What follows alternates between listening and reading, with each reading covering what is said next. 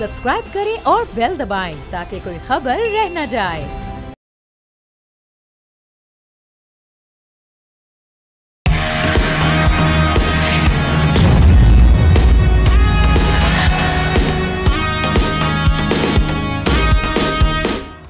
अस्सलामुअलैकुम, आप देख रहे हैं न्यूज़ पंच। मैं हूं आमना खटाना।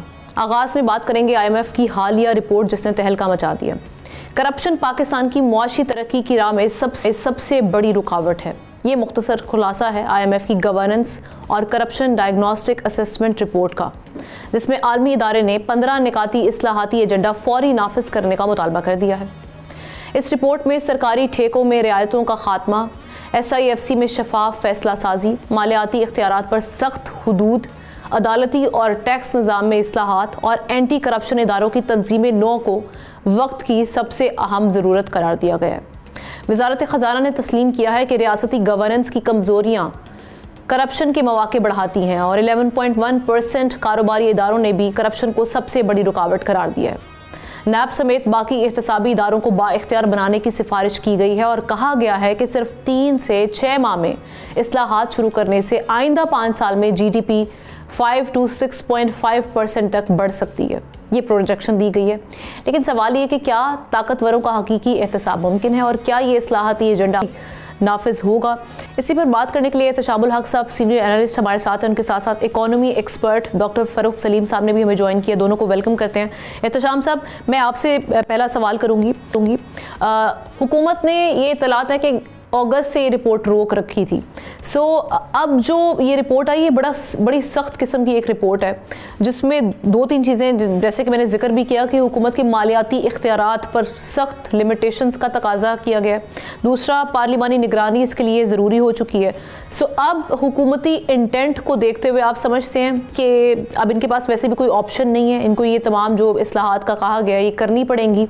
और दूसरा ये कि कैसे फिक्स करेगी, चैलेंजेस क्या है इस गवर्नमेंट के पास?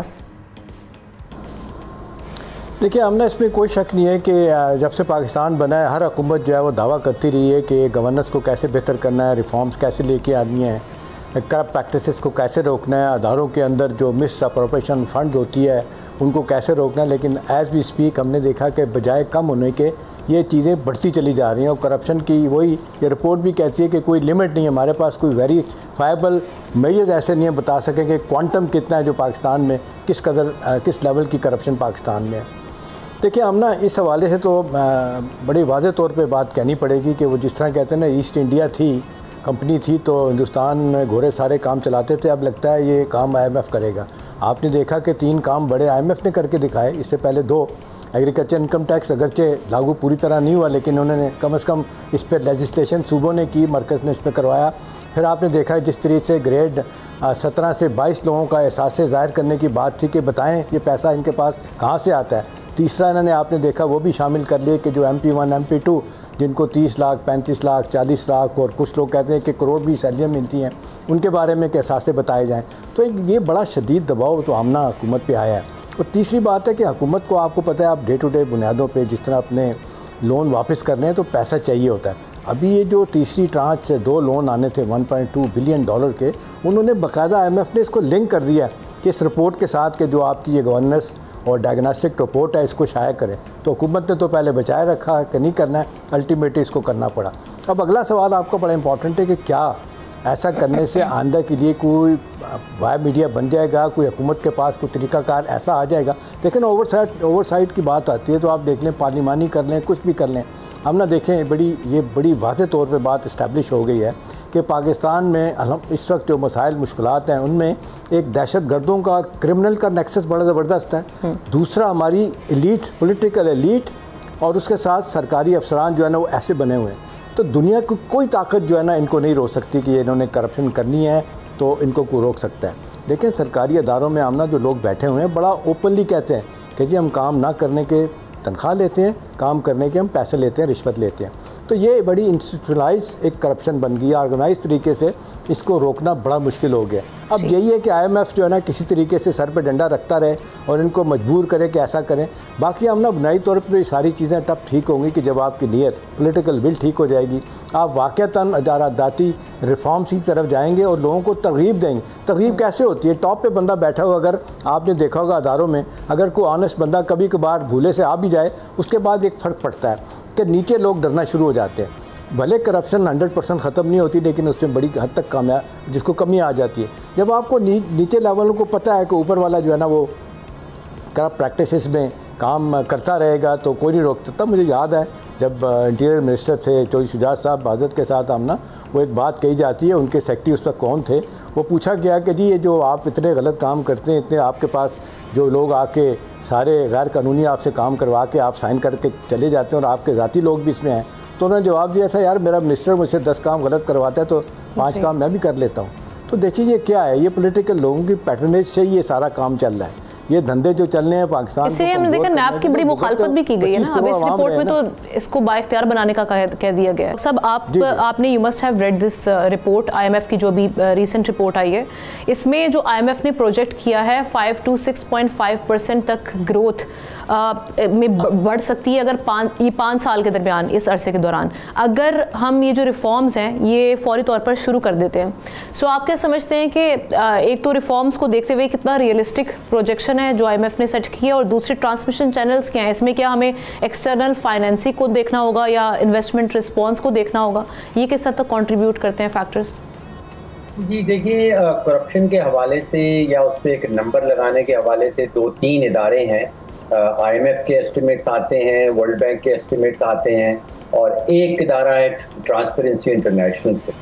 लगभग जो एस्टिमेट किया जाता है वो 7 से 8% ऑफ द GDP का नुकसान है, जिसका आसान अल्फाज में ये मतलब है कि तकरीबन 9,000 अरब रुपए की ये इदारे कहते हैं ऑन एवरेज सालाना करप्शन होती है। और उसको भी और आसान कर लें कि पाकिस्तान में जो तकरीबन 3-3.5 करोड़ ख़ानदान बसते हैं, तकरीबन हर ख़ानदान के हिसाब से लगभग 3 लाख रुपया जो है वो करप्शन की कीमत है या करप्शन की कॉस्ट आ जाती है। तो 9,000 अरब सालाना हर पाकिस्तानी ख़ानदान का हिस्सा, उसमें आप समझिए कि उसकी जो कॉस्ट है, जो उसके ऊपर बर्डन आता है हर पाकिस्तानी ख़ानदान के ऊपर, वो 2.5 से 3 लाख रुपया सालाना की कीमत। तो कीमत बहुत बड़ी। एक जो बड़ी इंपॉर्टेंट नुक्ता मैंने उस रिपोर्ट में देखा है वो ये है कि वो रिपोर्ट ये कहती है कि हम अमूमन करप्शन का जब जिक्र आता है तो उसको एक साइड नोट, छोटा सा नोट बना के लिख देते हैं, बल्कि असल बात यह है कि जो माशी बहरान हमें पाकिस्तान के अंदर नज़र आता है उसमें एक मरकज़ी रोल है, सेंट्रल रोल जो है वो करप्शन का है। ये बड़ा इम्पोर्टेंट पैराग्राफ था जो मैंने इसमें देखा है। और दूसरी चीज़ ये कि जो स्पेशल कंसेशन के हवाले से इन्होंने कहा है कि ये ख़त्म करना है, और माली कंट्रोल के हवाले से कहा है कि इसको अगर सख्त कर लिया जाए तो रेवेन्यू और आपकी जो ट्रांसपेरेंसी है वो इम्प्रूव होगी। लेकिन अभी मैक्रो इकोनॉमिक रिस्क के हवाले से ज़रा बताइएगा कौन से हैं और आपकी रिकमेंडेशन क्या है कि कौन से ऐसे इकदाम करके हम इसको कंट्रोल कर सकते हैं? देखिए, पूरी रिपोर्ट पढ़ने के बाद जो लुबे लुबाब है, अगर उसको आप 2 या 3 जुमलों में आप समझे कि वो आप दरिया को कूजे में बंद करना चाहती हैं, तो वो ये कहते हैं कि पाकिस्तान के अंदर सवाबदीदी इख्तियारात बहुत ज़्यादा हैं, यानी कि डिस्क्रेशनरी अथॉरिटी जो है हुकूमती अफसरान के पास, पाकिस्तान के सियासतदानों के पास, वो बहुत ज़्यादा है, और अकाउंटेबिलिटी नहीं है। तो इख्तियारात, सवाबदीदी इख्तियारात बहुत ज़्यादा हैं, अकाउंटेबिलिटी नहीं है, और जो नेचुरल नतीजा उसका निकलता है वो करप्शन है। तो इसी अच्छा डॉक्टर साहब एक चीज़ बताइएगा, वो हम अखबार नवीस जो है ना वो कहते हैं सिनिक हो जाते हैं, ये कोई पॉजिटिव चीज़ को नज़र नहीं आती। मुझे अगर ज़ाती तौर पे पूछें, देखिए कायद-ए-आज़म से मामला शुरू हुआ था, आपको याद है बड़ा मशहूर जुमला, जब अगरचे अल्लाह ने मोहलत ही नहीं दी उनको, 1 साल के बाद उनके पास चले गए थे, तो जब उनसे बात हुई थी कि मामलात को आप कैसे चलाएँगे, आपके पास टीम है, तो उन्होंने कहा था मेरी जेब में खोटे सिक्के हैं, सिवाय एक लियाकत अली खान मरहूम के अलावा वो कहते हैं कि कोई बंदा उनके साथ नहीं था। भुट्टो साहब दुनिया से चले गई, ये कहते हैं कि मुझे 2 दर्जन लोग अच्छे मिल जाएँ तो मैं मुल्क की तकदीर बदल सकता हूँ। मेरा डॉक्टर साहब आपसे सवाल है, ये फजूल बात नहीं है कि हम बार बार तवक्को करें कि वो अदारा ऐसे करेगा? आप नहीं समझते कि IMF को आना चाहिए, जिस तरह बीच में आ गए हैं, वो कम से कम शुरू के 2-3 अदारे आइडेंटिफाई करें जिसमें टॉप पे FBI है, वो कहें जी यहाँ से आपने करप्शन कैसे ख़त्म करनी है। यहाँ पे जो आपने बार बार हर हुकूमत में आने वाला है कहता है जी बाहर से बंदे ला के हम इसको ठीक करेंगे, इसमें आप कामयाब क्यों नहीं होते। तो आप नहीं समझते कि ये काम भी हमें IMF को देना चाहिए माजरत के साथ, क्योंकि अब तक हम इसमें कामयाब नहीं हुए। एंटी करप्शन बॉडीज़ हैं, FI है, NAB है, आप देख लें दिन ब दिन करप्शन बढ़ी रही है। जी देखिए, IMF का एहतशाम जो चार्टर है वो यही है कि वो आपको अपने कीमती किस्म के मशवरे दे सकती है। वो कहीं किसी मुल्क में किसी मेंबर मुल्क का वो जो है वो इम्प्लीमेंटेशन या एग्जीक्यूशन का उसके पास बंदोबस्त नहीं होता। देखिए, मामला कोई इतना कॉम्प्लेक्स नहीं है। एक आसान तरीन तरीका तो ये है कि हुकूमत जो है उसको श्रिंक कर दिया जाए। देखिए, पाकिस्तान में क्या प्रॉब्लम है कि पाकिस्तान की हुकूमत जो है वो पूरे पाकिस्तान में जितनी बिजली बनती है पहले उसको खरीदती है, फिर उस खरीदी हुई बिजली को वो वापस बेचती है, और ये खरीदो फरोख्त के दौरान तकरीबन 400-500 अरब रुपए का नुकसान कर देती है सालाना की बुनियाद पर। पैस्को में चले जाएं तो वो कोई 7-8 मिलियन टन जो है वो गंदम खरीदती है, फिर उसको बेचती है, और उस खरीदो फरोख्त के दौरान जो है वो हमें बताया जाता है कि पता नहीं कितने लाख टन जो है वो चूहे खा गए। तो ये मामला जो पहला स्टेप है इसका वो ये है कि हुकूमत को श्रिंक कर दे। डॉक्टर साहब खत्म ही कर दिया उन्होंने। देखिए, हुकूमत हुक्मरानी करे, अगर वो कर दिया तो बड़ी अच्छी बात है। बिल्कुल ठीक। कई सालों से लगे हुए हैं कि ये पैसों का कोई रोल नहीं बनता, मार्केट फोर्सेस का रोल बनता है। अब देखिए ना, चीनी का मामला देख लीजिए। अब चाहे वो PTI हो, चाहे वो PMLN रिपोर्ट में जिक्र किया चीनी का भी हो। PTI के जमाने में जो स्कैंडल हुआ उस रिपोर्ट में है डॉक्टर साहब, आप you must have seen that. देखिए, वो जब रिपोर्ट आई जी, जब वो रिपोर्ट आई थी, बड़ी जबरदस्त रिपोर्ट लिखी गई थी। वजीर आजम साहब ने उसको सराहा था। फिर वजीर आजम साहब ने, आप यकीन कीजिए कि मुझसे पूछा था कि इसका इलाज क्या है, तो मैंने तो बड़ा ही सिंपल इलाज बताया था। मैंने कहा आपको कोई डंडे की जरूरत नहीं है, इसका इलाज ये है कि आप पाकिस्तान में शुगर की इंडस्ट्री को कंप्लीटली डीरेगुलेट कर दें, यानी कि मार्केट फोर्सेस पे छोड़ दें। आप एक्सपोर्ट इंपोर्ट की कंप्लीट इजाजत दे दें। जिसका दिल चाहता है पाकिस्तान के अंदर जितनी मर्जी चीनी एक्सपोर्ट कर दे, लेकिन हुकूमत किसी सब्सिडी नहीं देगी। चले, पॉइंट आया आपका। Thank you so much doctor Farooq Salim साहब, आप हमारे साथ मौजूद थे। तो शाम साहब एक ब्रेक लेते हैं, ब्रेक के बाद वापस आएंगे।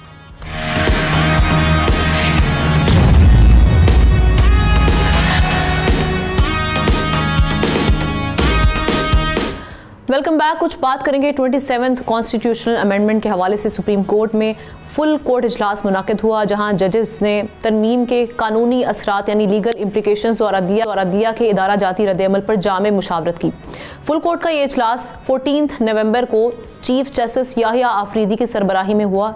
इजलास में कुछ जजेस ने हुकूमत को सरकारी ख़त लिखने की तजवीज़ दी, तो चीफ जस्टिस ने वाजे किया कि पहले बराह रास्त बात की जाती तो बेहतर होता। चीफ जस्टिस ने यह भी याद दिलाया कि अदालत के पास अदालती नजर सानी का इख्तियार मौजूद है, लेकिन ये कानून बनने के बाद इस्तेमाल होता है, पहले नहीं। पार्लियामेंट को कानून साजी से रोकना अदालत के इख्तियार में नहीं। ताहम इज्तिमाई इस्तीफ़े की पेश करदा तजवीज़ पर कोई इत्तफाक़ राय पैदा नहीं हो सका। अब उस पर एक साइलेंस है। क्या अदलिया मुत्तहिद मौक़िफ़ अपना सकेगी या इख्तलाफ बरकरार रहेगा? और इसके साथ साथ अभी क्या मामला चल रहे हैं, क्या कोर्स ऑफ एक्शन हो सकता है, इस पर ख़बरें और तज्ज़िया एहतशाम साहब से लेते हैं। एहतशाम साहब, हम देख रहे हैं कि अभी भी इसके जोर्स जो हैं वो महसूस किए जा रहे हैं 27th कॉन्स्टिट्यूशनल अमेंडमेंट के, और जजेस भी इस पर बातचीत भी कर रहे हैं। वहाँ से ख़बरें क्या आ रही हैं राहदारियों से? क्या कोर्स ऑफ एक्शन ये जजेस लेंगे जिनके इस्तीफ़े जो थे वो हम देख रहे थे कि उनके बारे में कहा जा रहा था कि मज़ीद इस्तीफ़े आने वाले हैं। इनके अलावा अब जस्टिस याहिया आफरीदी वो क्या इस मामले पर करने जा रहे हैं? देखिए, हम ना मेरा ख्याल है कहीं ना कहीं कोई गलती हुई है। जो स्कीम ऑफ थिंग बनाने वाले जो अपोजिशन के लोग हैं वो कुछ चीज़ें मेरा ख्याल गलत हो गई हैं। इत्तलात ये हैं कि ये जो तय किया गया था कि ये फुल कोर्ट के बाद जो है ना इज्तिमाई इस्तीफ़ों की बात होगी, और इसमें ना सिर्फ अपना क्या कहते हैं जजेस हज़रात होंगे, बल्कि वो जो तहरीक चलाने की बात हो रही है वकला की भी, वो भी आगे आएंगे। लेकिन आपने देखा कि इजलास के बाद जिस तरीके से वकला के अंदर इख्तलाफात पैदा हुआ, वहीं से मामला जो है ना ख़राब हो गया। आपने देखा कि सिर्फ हामिद खान जो है उन्होंने कहा कि जी इज्तिमाई इस्तीफ़े देने पे और टोटल बाइकआउट करने के सुप्रीम कोर्ट के हमें करना चाहिए। तो फिर आपने देखा कि वहाँ पे एतजाज़ अहसन ने और मुनीर मलिक ने इसकी मुखालफत की। वो कहा जाता है, बाकी वकला ने भी कहा कि जी ये तो बिल्कुल सिस्टम को ख़राब करने वाली बात है। गलत या सही, ये आइन में लिखा हुआ है 2/3 मेजॉरिटी के साथ अगर कोई आप आइन में तरमीम करते हैं तो चैलेंज तो आप कर भी रहे हैं, अगरचे कहा जाता है चैलेंज नहीं हो सकता, लेकिन स्ट्रेट अवे उसको आप मानने से इनकार कर दें तो वो उनका यही कहना था एतजाज़ अहसन और बाकी लोगों का कि शायद हमारे लिए ठीक नहीं है। तो मेरा ख्याल है आमना जो ख़तरा था वो एक तरह तो टल गया। अब यही लग रहा है कुछ इत्तलात हैं कि 2 इस्तीफ़े तो आए, उसके बाद जो है ना शायद ऐसा ना हो। लेकिन 2 बड़ी इंपॉर्टेंट चीज़ें हैं जिसमें ख़बर मैं आपको दूँगा। देखें, पहली तो बात आमना ये है कि जो एक हुकूमत चाह रही थी ना कि जुडिशल एक्टिविज़म ख़त्म कर दिया जाए, उसमें तो हुकूमत कामयाब होगी। आपने देखा वो वक्त था यूसुफ रज़ा गिलानी ने, आपने देखा कि सुएज़ अदालतों को पीपल्स पार्टी के ज़माने में ख़त नहीं लिखा था। तो क्या हुआ था ज़रदारी साहब के बाद के दौर में, तो फिर क्या हुआ था उसके बाद इफ्तिखार चौधरी ने खड़े खड़े उनको till the rising of the court उनको सज़ा दे दी थी और 5 साल के लिए नायल करार दे दिया। यही फिर पनामा में आपने देखा कि नवाज शरीफ साहब को सैलरी ना लेने पे उनको नाहल किया गया 5 साल के लिए। तो वो कहते हैं कि ये काम ख़त्म कर दिया गया, क्योंकि अदालतों का काम एक्टिविज़म नहीं है, अदालतों का काम चीनी की कीमत मुकर्रर करना नहीं है, अदालतों का काम आए दिन लोगों को वहाँ पे बुला कर जलील करना चाहिए। मुझे अच्छी तरह याद है पीपल्स पार्टी के ज़माने में आमना हर रोज़ तकरीबन ग्रेड 21-22 के सेक्रेटरीज़ को बुला के जनाब इफ्तिखार चौधरी साहब जिस तरह बुली किया करते थे वो सबको पता है। तो एक तो मेरा ख्याल है ये पॉलिटिकल लोगों के जहनों में ये भी बात थी कि एक तो हमारी रुसवाई, दूसरा ये है कि वो जो कहते हैं पार्लियामान सुप्रीम है जिसको मानते हैं एतजाज़ अहसन भी कि भी ठीक है फैसले वो करेंगे, ये तो तारीख बताएगी किसने गलत किया किसने सही किया, कौन राइट्स ऑफ द हिस्ट्री रहा या नहीं रहा, वो तो बात की बात है। तो इस लिहाज से तो हमने ये बड़ी हद तक जो मेरा ख्याल है फुल कोर्ट के इजलास के बारे में जो बातें आ रही थी वो तो फॉर द टाइम बीइंग तो नहीं लगता कि वो किसी तरीके से हुकूमत के लिए या अफरीदी साहब के लिए परेशानी होगी। अब देखें जो 2 बातें बड़ी अहम होगी। अभी देखें ये तय हो गया कि supreme court as appellate court के तौर पे काम करेगी, जो हाई कोर्ट से मुकदमात आएंगे उन्हीं को सुनेगी, चाहे वो दीवानी केसेस हैं, फौजदारी केसेस हैं, बैंकों से मुतल्लिक है, टैक्सेस से मुतल्लिक हैं, कॉर्पोरेट सेक्टर है, आए दिन और मसाइल हैं। वो जो कहा जाता है कि जी 22 लाख केसेस पेंडिंग हैं, 60,000 केसेस तो सुप्रीम कोर्ट में पड़े हुए हैं, वो डे टू डे बुनियादों पर हल होंगे, आइनी मामला जो है ना वो चले जाएंगे आपकी आइनी कोर्ट में चले जाएंगे। अब तो एक लिहाज से तो ये, दूसरा आप देखें जिस तरीके से जुडिशल कमीशन को भी दोबारा तरतीब किया गया है, practice and procedure bill committee के अरकान को मुकर्रर कर दिया गया, तो बड़ी हद तक हुकूमत ने आमना अपना काम तरीके से जैसे भी ये कर लिया है। तो मुझे नहीं लगता कि इनके लिए कोई आने वाले दिन में अब परेशानी। जो 2 बड़ी बातें, 2 बड़ी इंपॉर्टेंट बातें आमना के देखें, अब ये जो हुकूमत को इख्तियार मिल गया है, सुप्रीम कोर्ट को इख्तियार दे दिए गया है जजिस की ट्रांसफर के बारे में। खबर ये आमना कि 2 वो जो आपको याद होगा हाई कोर्ट इस्लामाबाद के 6 जजेस ने ख़त लिखा था पहले आमिर फ़ारूक को जो उस वक्त चीफ जस्टिस थे इस्लामाबाद हाई कोर्ट के, वो जज हैं सुप्रीम कोर्ट के, और कहा था कि जी मुदाखलत हो रही है रोका जाए। फिर उन्होंने सुप्रीम कोर्ट के चीफ जस्टिस को भी ख़त लिखा था, लेकिन आपने देखा कुछ नहीं हुआ था।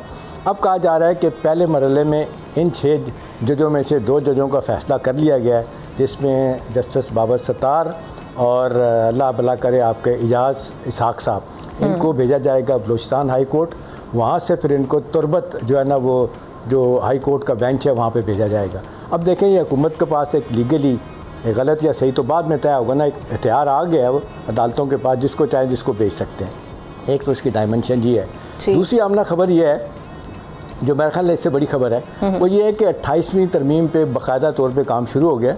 और मेरी इत्तला के मुताबिक वो खुफिया सेल दोबारा एक्टिवेट हो गया जो काम किया करता था, और ये दिसंबर में 18वीं तरमीम आ जाएगी। और 3 चीज़ें, ये कमिंग दिसंबर या दिसंबर 2026 की बात कर रहे हैं आप?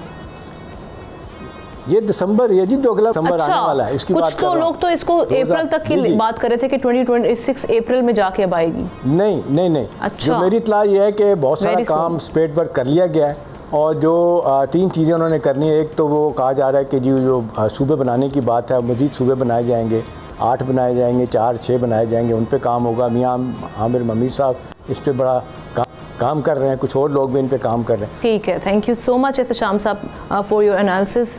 आगे बढ़ते हुए आपको बताएं कि रशिया ने पाकिस्तान, भारत और अफगानिस्तान के दरमियान सालिसी की पेशकश कर दी है। रशियन एम्बेसडर ने कहा कि इलाकाई कशीदगी के खात्मे के लिए रशिया किरदार अदा करने को तैयार है।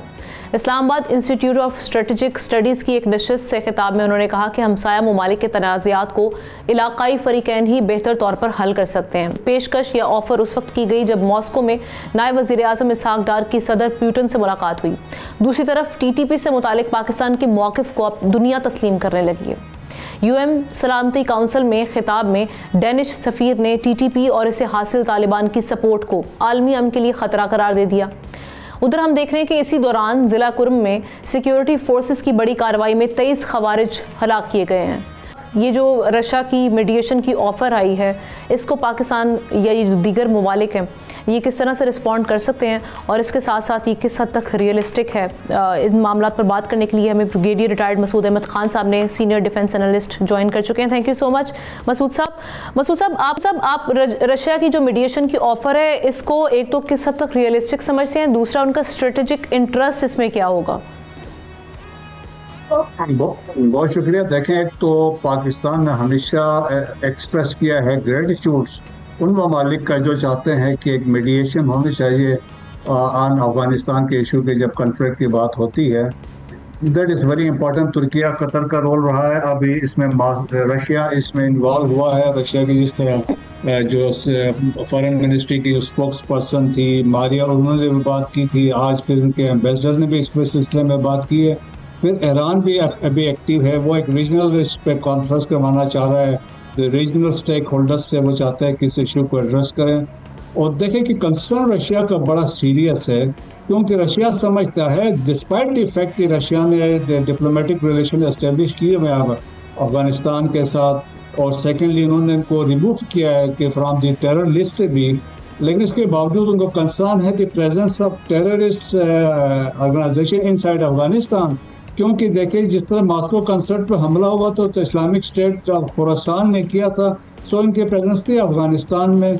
और फिर देखें कि they are concern about the central Asian republics, क्योंकि they are under the influence of Russia है। There is a collective security treaty भी है इनके दरमियान में।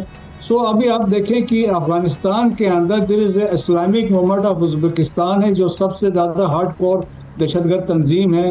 तहरीक तालिबान ताजिकिस्तान भी वहाँ पे मौजूद है। सो ये एक, और फिर इस्लामिक स्टेट भी है, अलकायदा भी है, और अभी तो देखें रिसेंटली उन्होंने कहा कि फितना खारिज भी एक थ्रेट है आलमी अमन के लिए।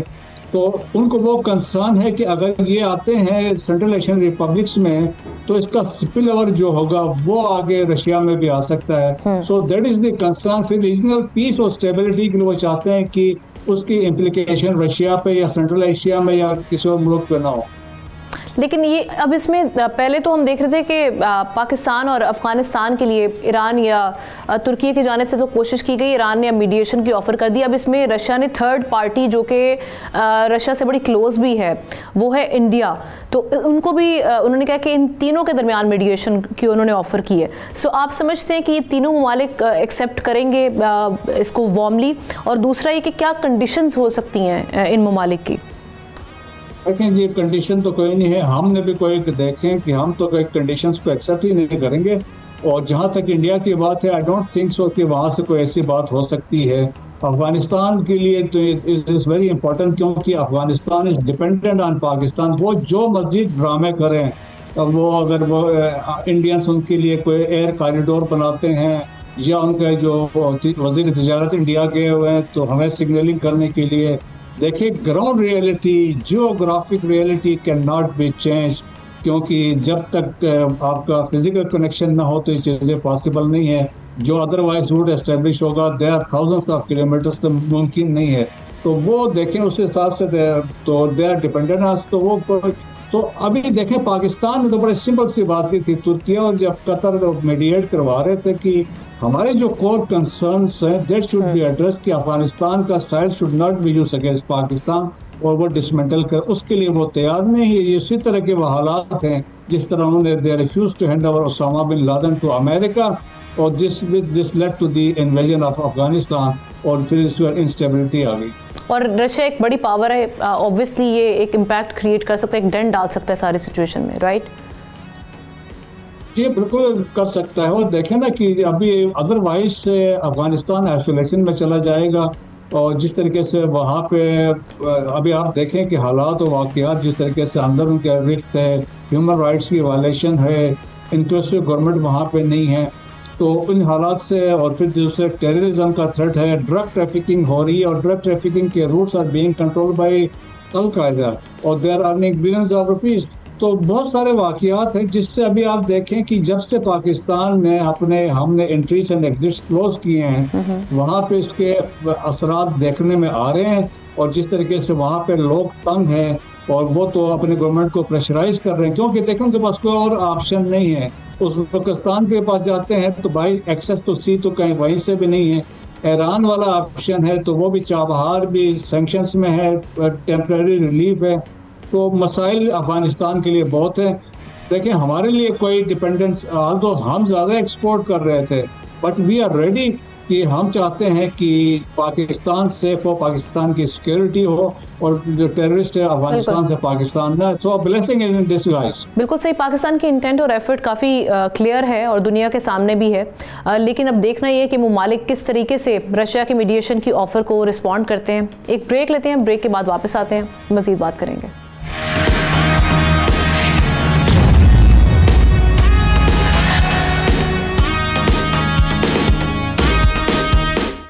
Moving on to our next story which is from Bangladesh. Bangladesh की कोर्ट की तरफ से साबिक प्राइम मिनिस्टर शेख हसीना वाजिद की डेथ सेंटेंस और हवालगी की दरख्वास्त ने आलमी सियासत में हलचल मचा दी है। लेकिन अब सवाल ये कि आलमी रद्द-ए-अमल, अमन अमान, एहतजाज और मईशत सब किस रुख जा रहे हैं।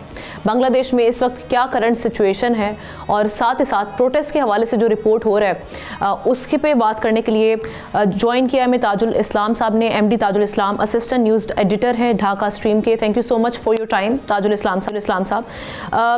My first question to you is कि अभी जो शेख हसीना वाजिद की डेथ सेंटेंस अनाउंस की है, after that what is the current situation on the ground in Bangladesh, because we have heard about some protest and some civilians death being reported also.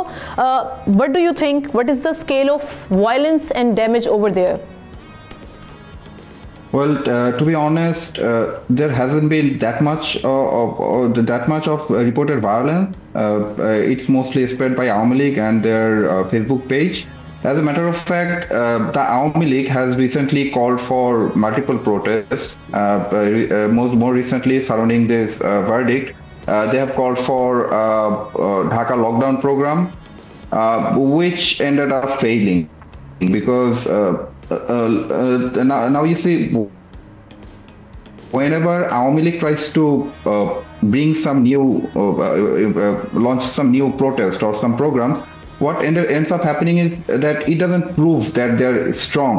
It only proves that they are failing to mobilize the people because people does not show up. So Awami League is resorting to some sort of arson and like sudden crude bomb explosions and stuff like that.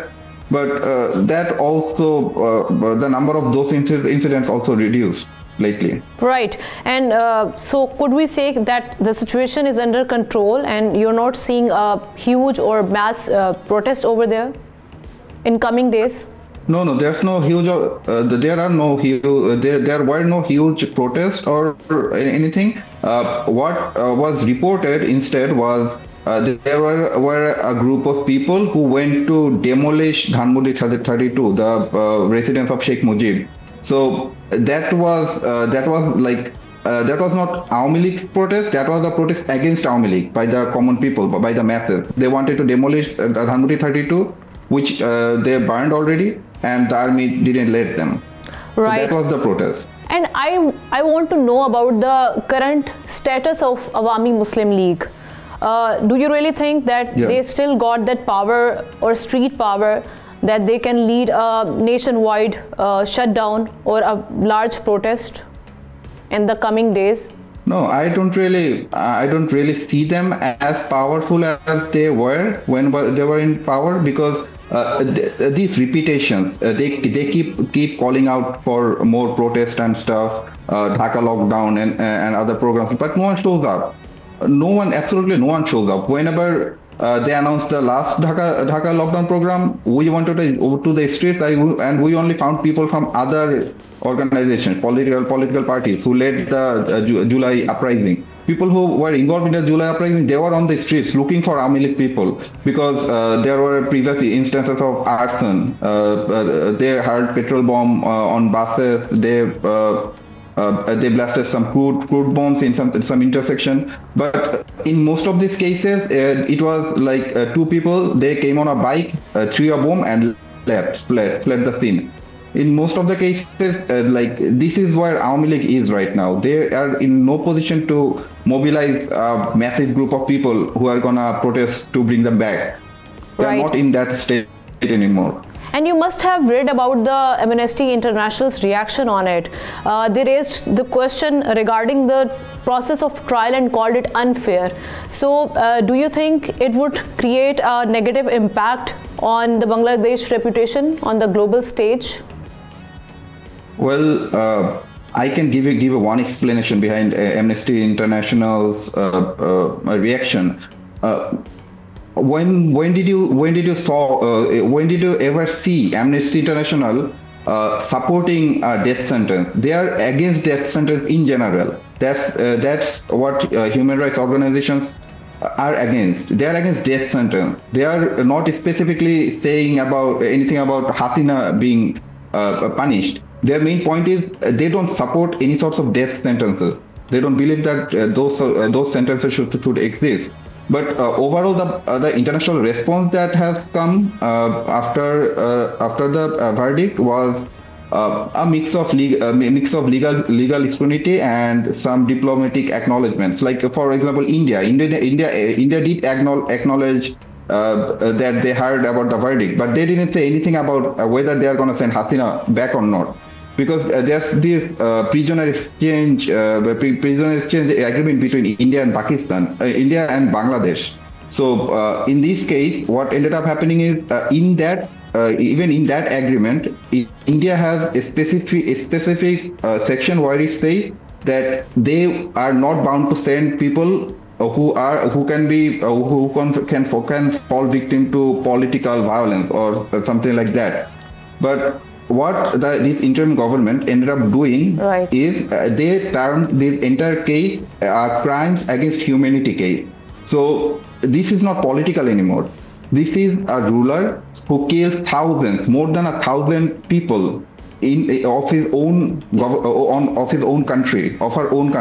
This is what Sheikh Hasina did, and this is what the verdict is all about. There's no politics here. It's just a simple crimes against humanity verdict.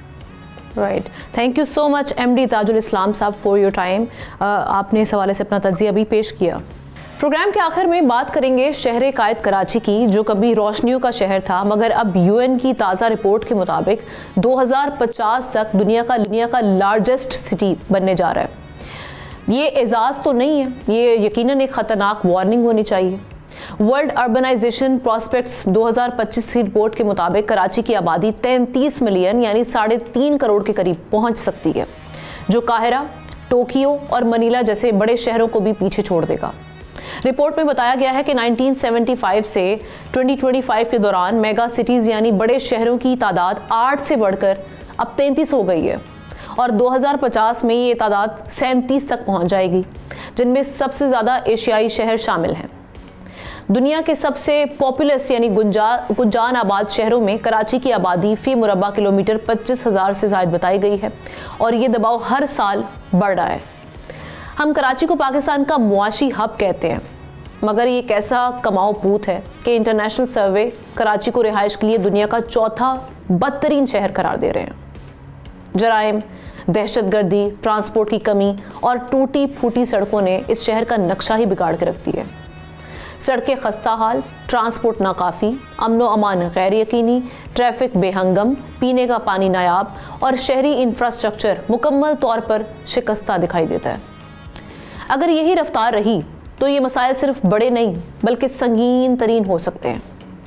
शहर के hospitals, तालीमी इदारे और रिहायशी इलाके नाकाबिले बर्दाश्त दबाव में आ सकते हैं. UN ने खबरदार किया है कि आबादी रफ्तार इजाफे के बायस पाकिस्तान खित्ते में सबसे ज़्यादा आबादी बढ़ाने वाला मुल्क बन चुका है। ढाका को मुस्तकबिल में दुनिया का सबसे बड़ा शहर करार दिया जा रहा है, मगर सवाल ये है कि क्या कराची भी इसी रास्ते पर नहीं? एक ख़ानदान के बारे में हम कहते हैं कि छोटा ख़ानदान ज़िंदगी आसान, तो आप खुद सोचें कि इतना बड़ा शहर, क्या ये एजाज़ है या हमारे लिए कहर है? इस हवाले से आप कमेंट सेक्शन में जाके अपनी राय का इजहार कर सकते हैं। हमें प्रोग्राम से इजाज़त दीजिए, इंशाल्लाह कल मुलाकात करेंगे। अल्लाह हाफ़िज़।